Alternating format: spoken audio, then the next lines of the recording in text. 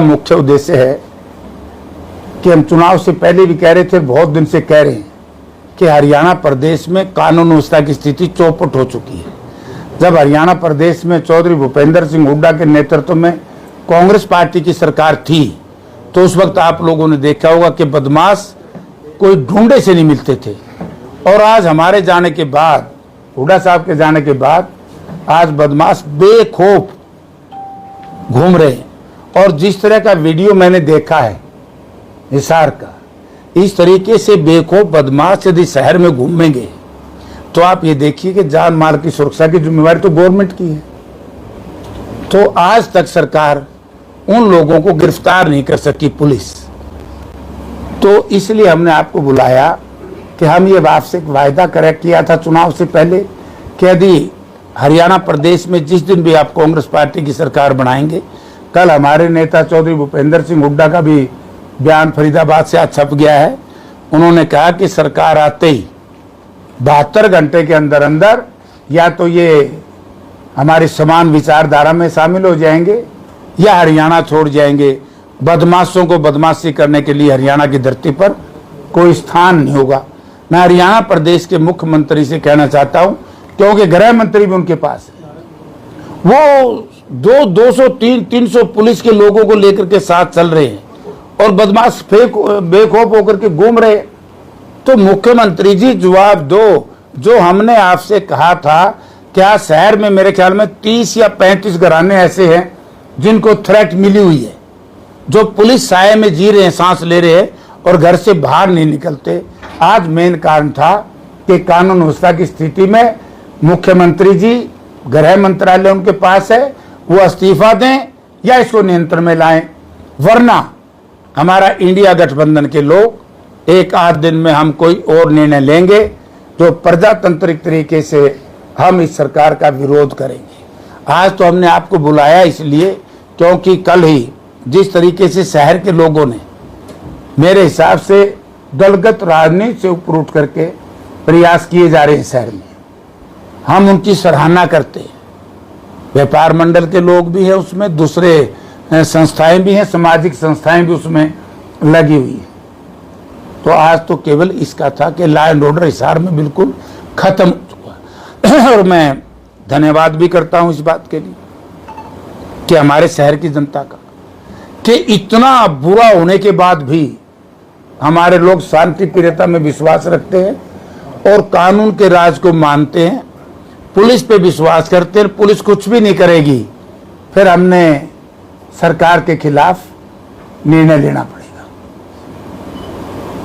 सरकार तो ऑलरेडी अल्पमत में चल रही है, अल्पमत में चल रही है सरकार तो। अब जब हम अल्पमत में कहते हैं तो सरकार बहुमत की कहते हैं। मतलब ऐसी अजीब सरकार मैंने कहीं देखी। एक कहावत थी, तले धरती ऊपर राम, बीच में लटका फलाना राम। तो ये सरकार तो ना जमीन पे, ना आसमान पे, ना सरकार है, ना सरकार नहीं है। यानी कि जो बीजेपी के खिलाफ मैं हमेशा से कहता हूं कि लोक लाज से चलता है। भारतीय जनता पार्टी में देश की सरकार से लेकर के प्रदेश तक लोक लाज नाम की कोई चीज नहीं, शर्म नाम की कोई चीज नहीं। जिन लोगों ने पुलवामा जैसे मामले को, आज तक इतना भारी जुल्म हुआ था, हमारे 40 जवान शहीद हुए थे और उस वक्त सर्जिकल स्ट्राइक के नाम से विदेश में सत्ता हासिल की थी, आज तक उसी का वो रिपोर्ट ही जनता के सामने नहीं आई, वो रिपोर्ट ही पार्लियामेंट के पटल पे नहीं रखी गई। तो जनता को ये चाहिए था कि बहुत अच्छा, अब की बार भी जनता ने बीजेपी को हराने के लिए कांग्रेस पार्टी को, इंडिया गठबंधन को ताकत दी। तो मैं जनता से यही एक निवेदन करूंगा कि ऐसी संवेदनहीन सरकार, जिसमें संवेदना, जिसमें दया करुणा नाम की कोई चीज नहीं हो, निर्दयी लोगों की सरकार से पीछा छुड़ाए। सोशल मीडिया पे कुछ पोस्ट वायरल हो रही है जिसमें हिसार के बढ़ते क्राइम को हिसार लोकसभा में कांग्रेस की सीट का, जो कांग्रेस की सीट जीती है उसका रिजल्ट बताया जा रहा है। इससे गंदी बात हो ही नहीं सकती। अगर कोई इस तरह की बात कहता है, इसका मतलब अपराध बीजेपी करा रही है। फिर तो बीजेपी है ही दोषी। अपराध रोकने की जिम्मेवारी तो हरियाणा सरकार की है, बल्कि इवन जो फेडरल फॉर्म ऑफ गवर्नमेंट में लॉ एंड ऑर्डर प्रदेश सरकार का मैटर है। इसलिए तो मैंने कहा कि मुख्यमंत्री इस्तीफा दे। आपकी एसपी साहब से मुलाकात हुई है क्या जयप्रकाश जी? नहीं, मेरी मुलाकात नहीं हुई। हांडा साहब से मेरी टेलीफोन पे बात हुई थी, उसी दिन वो बदल दिए थे, क्योंकि हांडा साहब का भी एक सिस्टम था पहले एसपी का। चारों तरफ चलान कराने के लिए तो मेरे ख्याल 200 सिपाही ला रखे होंगे, बदमाशों को रोकने के लिए एक नहीं। अरे भैया, चलान तो 2 दिन बाद भी हो जाएंगे। आज सबसे पहले बदमाशों की घेराबंदी करना, उनको पकड़ना, ये पुलिस की जिम्मेवारी है। इसमें पुलिस बिल्कुल फेल है आज तक। तो सोमवार को 5 करोड़ की फिरौती मांगी गई, मंगलवार को 2 करोड़ की फिरौती मांगी गई, फिर बुधवार को फिर 2 करोड़ की फिरौती मांगी गई। आज हालात ये हैं, नए नंबर से फोन आते ना तो ऑटो मार्केट वाले डरते हैं, फोन उठाएं या फिर ना उठाएं, कभी अगली दम। ऑटो मार्केट के लोग डरते, सारा हरियाणा डर रहा है आजकल। ये सही बात आपकी कि मैं ये कहता हूं, मैं उससे भी आगे बढ़ के कहना चाहता हूं कि मुझे शंका है कि ये जो अपराधी लोग हैं, इनको कहीं न कहीं 100% सरकार का संरक्षण है। सरकारी संरक्षण के बगैर या सत्ता में बैठे लोगों के संरक्षण के बगैर इस तरह का अपराध आज तक नहीं हरियाणा में कभी हुआ, चाहे सरकार किसी की भी रही। ये पहली बार है इस तरह की हालत प्रदेश में हो रही है। तभी तो मैं कह रहा हूं कि मुख्यमंत्री ने सरकार छोड़ देनी चाहिए, चला ही नहीं सकता, फेल मुख्यमंत्री है। जयप्रकाश जी का अगला कदम क्या रहेगा इसको लेकर? देखिए, आज 5 बजे हम उनसे मिलेंगे, उसके बाद इंडिया गठबंधन के साथियों से बातचीत करेंगे, और मैं व्यापार मंडल के लोग और जो हमारी सामाजिक संस्थाएं हैं, पहल उनकी है, वो जो करेंगे हम उनके साथ हैं, ठीक है कि नहीं? क्योंकि हम नहीं चाहते इसको राजनीतिक रंग देना। हम चाहते हैं कि शहर के सभी लोग मिलकर के दलगत राजनीति से ऊपर उठ करके एक लड़ाई लड़े सरकार के खिलाफ। मैं तो बीजेपी के साथियों से भी कहना चाहूंगा कि अगर थोड़ी सी इंसानियत और नैतिकता है, उन्होंने भी सड़कों पर आकर के लड़नी चाहिए लड़ाई। ये तो एक इंसानियत को बचाने की लड़ाई है भैया। सर, आपने सबसे पहले कहा कि समान विचारधारा में शामिल हो जाएं या फिर हरियाणा छोड़ जाएं। हाँ, तो समान विचारधारा में शामिल हो जाएं, इसका क्या मतलब समझ रहे हैं? भाई, देश के साथ, प्रदेश के साथ शांतिप्रिय तरीके से रहें। ये तो कोई तरीका नहीं है कि आवे गोली चलावे, आवे टेलीफोन कर दें, 1.5 रुपये, बोला कमावे कौन और खावे कौन। हमारा कहने का है कि या तो वो जनता के साथ जिस तरह जनता जी रही है ऐसे जिए, बदमाशी छोड़े। नेट सेल में ही है कि वो बदमाशी छोड़े। अगर बदमाशी नहीं छोड़ते तो हरियाणा छोड़े, वरना फिर कानून अपना काम करेगा। ये है सवाल तो ये भी उठ रहा है सर कि देखिए, ऑटोमेटिक मैगजीन वाली गन्स आ रही हैं, इतना बड़े रोल के ऊपर असला बारूद आ रहा है, आ कहां से रहा है? मैं इससे आगे भी एक प्रश्न आपको करता हूं। यही तो मैं कह रहा हूं कि जिस पार्टी ने लाशों के ऊपर गुजरात में सरकार बनाई हो, गोंदरा कांड कितना बड़ा कांड था, जिस पार्टी के राज में पुलवामा जैसा कांड हुआ हो, आज उसी पार्टी का तो राज है यहां। इससे हम न्याय की बात कैसे कर सकते हैं? और इस पे विश्वास कौन करेगा? यानी कि आपको याद होगा, एक उदाहरण मैं देना चाहता हूं। चौधरी भूपेंद्र सिंह हुड्डा मुख्यमंत्री थे, एक हांसी में व्यापारी की हत्या कर दी थी, आड़ती की। देखो उन लोगों का क्या हर्ष हुआ था। तो ये कर क्या रहे हैं सरकार वाले? और यहाँ का जो लोकल मिनिस्टर है वो क्या कर रहा है? उसकी जिम्मेवारी नहीं है। ये नकली हवाई अड्डे के उद्घाटन करने जुट रहे हैं, लाइसेंस नहीं है आज तक, मेरे ख्याल 5वीं बार कर दिया होगा, 8वीं बार हो गया, फिर जमा जुर्म हो गया। और भारत सरकार अब भी कहती है कि हमारे से तो इनका अभी लाइसेंस मिला नहीं है। मतलब सारे झूठों की सरकार है यार, झूठ बोल रहे हैं। जयप्रकाश जी देखिए, उन्होंने 1 हफ्ते का टाइम दिया था, 1 हफ्ता करीबन होने वाला है, 5 करोड़ की फिरौती मांगी, कल परसों हो जाएगा। अब अगर कल को कुछ ऊंच नीच हो जाती है तो इसका जिम्मेवार कौन माना जाएगा? अभी तक वो व्यक्ति पुलिस के द्वारा पकड़े नहीं गए हैं, और जिस व्यक्ति को फिरौती मिली है, फिरौती मांगी गई है, जिससे वो बेचारा डरा बैठा है। ये सही है। इसका जिम्मेवार होगा हरियाणा प्रदेश का गृह मंत्री, क्योंकि गृह मंत्री की जिम्मेवारी है। गृह मंत्री जिम्मेवारी लगाए, जिस भी पुलिस अधिकारी की या जो भी टास्क फोर्स बनानी है, एसटीएफ बनाना है, स्पेशल टास्क फोर्स बनानी है, ये उसकी जिम्मेवारी है। आप ये देखिए कि एक दलित नेता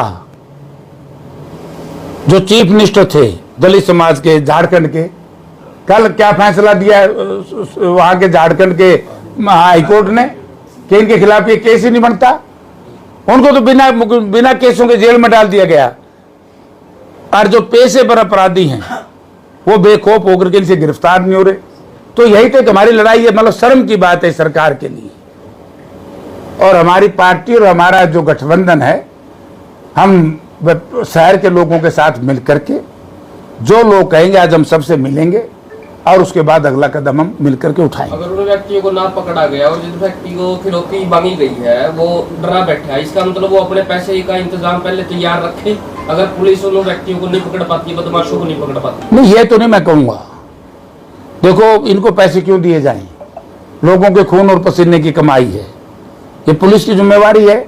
और यहाँ पर कुछ भी अनहोनी होगी तो हम तो सीधा गृह मंत्री को दोषी मानेंगे और जनता भी गृह मंत्री को दोषी मानेगी। हम पुलिस को दोषी क्यों माने? गृह मंत्री दोषी है, वो लगाए फोर्स जितनी मर्जी लगाए। एनआईए वालों ने, नेशनल इन्वेस्टिगेशन जो एजेंसी है, उसने कितने लोगों को गिरफ्तार किया पिछले दिनों? क्या कोई रिजल्ट आया उससे? कितने लोगों के घरों से, क्रिमिनल्स के घर से हथियार बरामद हुए? उसका कोई लाभ हुआ है क्या? थोड़ा सा बता दो। तो भाई ये सारा सरकार के संरक्षण में हो रहा है, सरकार दोषी है। और हम सब ने मिलकर के इसको जन आंदोलन बनाएंगे और तब जाकर के पूरे हरियाणा प्रदेश में हम इस लड़ाई को लड़ेंगे।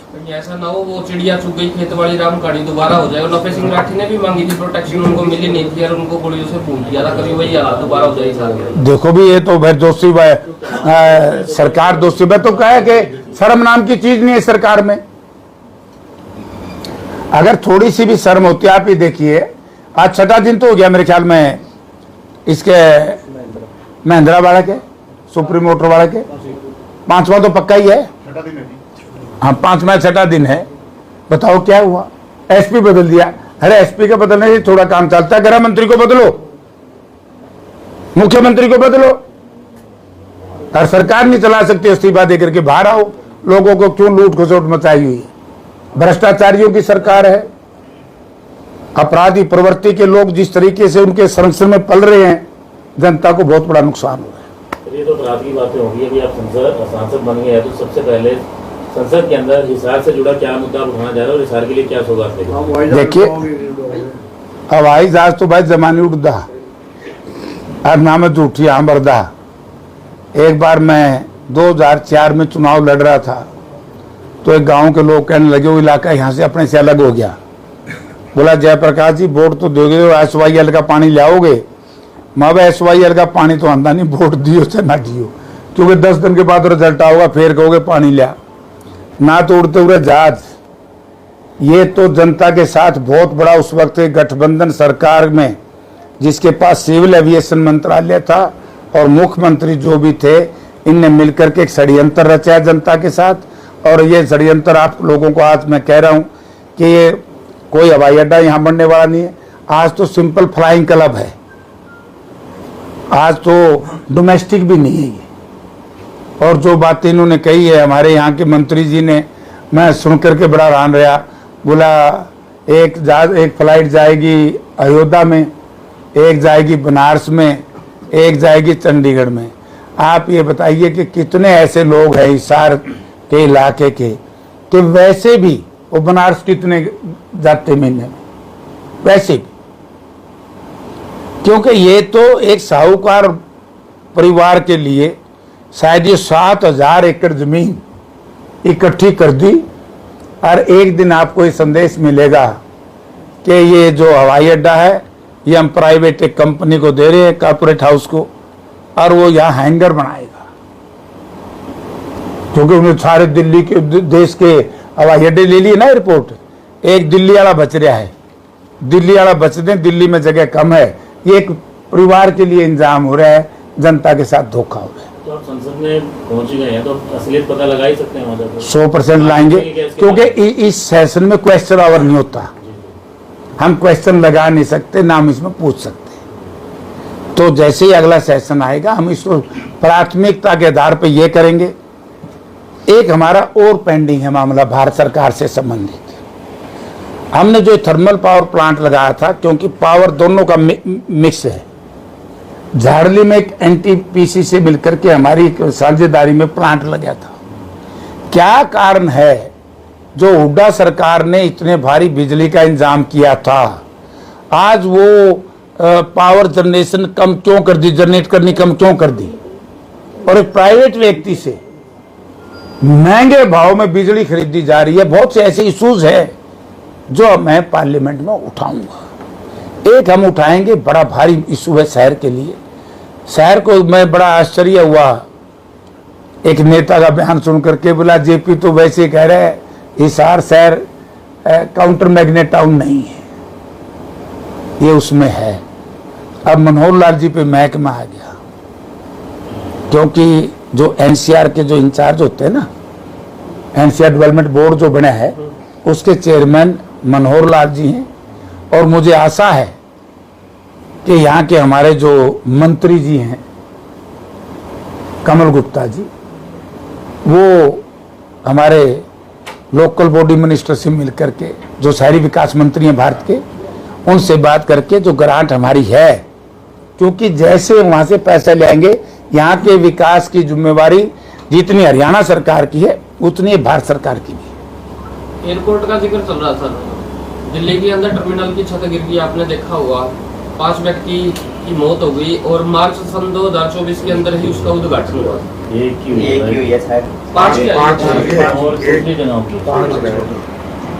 अगला बता दूं, अगला बता दूं, राम मंदिर में पानी चूक गया। और उससे आगे बता दूं, जो सेतु बनाया था वो टूट गया। उससे आगे बता दूं, जो प्रजातंत्र का सबसे बड़ा मंदिर है, पार्लियामेंट की बेसमेंट में पानी बढ़ गया था।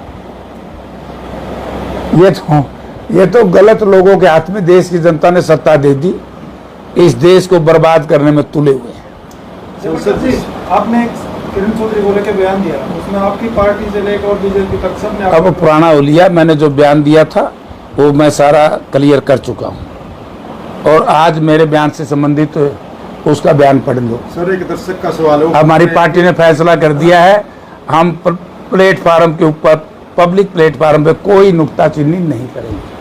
कौन क्या कहता है, कौन क्या सुनता है, ये सारी जनता को पता लग गया। राहुल जी के साथ मीटिंग रही थी तो आप भी शामिल रहे होंगे, तो उसमें क्या निकल कर आया हरियाणा के लिए, क्या बहुत अच्छा, हरियाणा 80 सीट लेकर के आएगा। सर, एक दर्शक का सवाल है, क्राइम तो तेजी से चल रहे हैं लेकिन गटर सीवर से व्यवस्था बंद है। ये सही है, जो हमने मैं यही तो कह रहे, आपने सड़कें बनाई थी, उनके गड्ढे नहीं खत्म कर सके। जो सीवरेज और वाटर सप्लाई हुड्डा सरकार में आई थी, उसको ये सफाई नहीं कर सके। एक यहाँ नहीं भाई साहब, न्यू मॉडल टाउन में मिल गेट के ऊपर तो ऐसी बुरी दुर्दशा है लोगों की, मतलब बदबू बुरी तरीके से आ रही है, लोगों के घरों में गटर का पानी बढ़ जाता है। यानी कि संवेदनशीलता तो इस सरकार में है ही नहीं। मानवता, यहाँ का मंत्री देख लो क्या कर रहे हैं। अरे थोड़े दिन बाद से वोट मांगना होगा, एक सिर्फ धर्म के नाम से वोट मांगेंगे और कुछ नहीं, सिर्फ जात के नाम से वोट मांगेंगे। हम ये कहना चाहते हैं, हम सब हिंदू हैं, हिंदू धर्म में सबकी आस्था है, जो भी हिंदू है सबकी आस्था है भाई। धर्म को राजनीति से नहीं जोड़ना चाहिए और जात को भी राजनीति से नहीं जोड़ना चाहिए, इनको अपने सिस्टम में रहना चाहिए। बीजेपी ये बताए कि उन्होंने यहाँ शहर में अच्छा काम क्या करे है, और मैं तो शहर के लोगों का धन्यवाद करता हूँ। शहर ने कांग्रेस पार्टी को बहुत ज्यादा वोट दिए, चाहे हमारे हैं, लेकिन आज केंद्रीय गृह मंत्री यहाँ में और भाजपा को चुनाव जीतने की रणनीति आप वो अपनी खोए हंड है, बोला बाबा ये बोला मैं अपनी खोए हंड हूँ, ये 400 पे 235 पे लिए, इनमें है क्या? हंडे जाओगा गृह मंत्री, हंडे जाओ, सड़क पे तो कोई घूमू भाई। सर, बीजेपी के बड़े नेता कह रहे हैं कि कांग्रेस ने 5 सीटें झूठ बोल करके जीती है, जहाँ तक कि नायब सैनी भी मतलब आरोप लगा रहे हैं। नायब सैनी भी ये इस तरह के आरोप लगा हुआ तो पानी तो भर गया सारा देश, जिन्हें राजनीति की ABCD का ज्ञान नहीं है। अगर राजनीति की ABCD का ज्ञान होता, क्या मनोहर लाल सैनी, सॉरी ये नायब सैनी, इतना बड़ा अपराध यहाँ हिसार में हुआ है, इतनी बड़ी दुर्घटना हुई है, आकर के चल लिया क्या यहाँ? क्या उन्होंने आना नहीं चाहिए था? गृह मंत्री का मंत्रालय प्रभार उनके पास नहीं है। गृह मंत्री तो बात को बात है, लोकल विधायक की नजर नहीं आएगा तो फिर उनकी यार क्या चर्चा करो, तो फेल सौदा हो रहा है उनका तो सम्मान कुछ नहीं बचा। ये तो बर्बाद करेंगे 4 महीने में इस प्रदेश को। अभी ये गांधी कहेंगे तो नायब जी चलेंगे, वो कहेंगे तो हाँ ये बात है क्योंकि हो सकता है मनोहर लाल जी ने उनको कहा नहीं हो भाई हिसार जाने के लिए, क्योंकि मनोहर लाल जी भी परेशान है। मनोहर लाल जी का बहुत चेता था रणजीत सिंह, और यहाँ के लोगों ने उसको हरा दिया है। मैंने नहीं हराया, चेता तो बहुत लोगों का था वो, अब हरा दिया तो मैं क्या करूं भाई।